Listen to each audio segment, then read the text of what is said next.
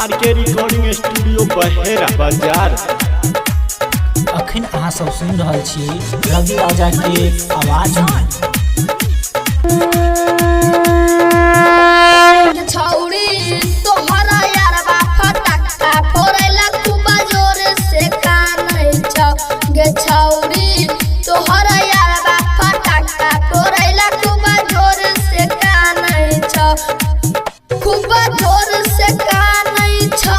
गे छौड़ी खूब जोर से कानै छौ गे छौड़ी तोहरा यारबा फटक्का फोड़ैला खूब जोर से कानै छौ गे छौड़ी तोहरा यारबा फटक्का फोड़ैला खूब जोर से कानै छौ।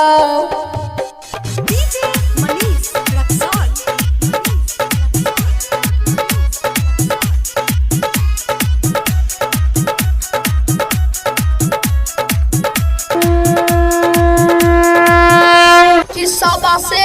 मांग लेने चंदा आ तोहर यारबा चोबरा बोका लोंडा गे छौड़ी तोहर यारबा चोबरा बोका लोंडा सबा से मांग लेने चंदा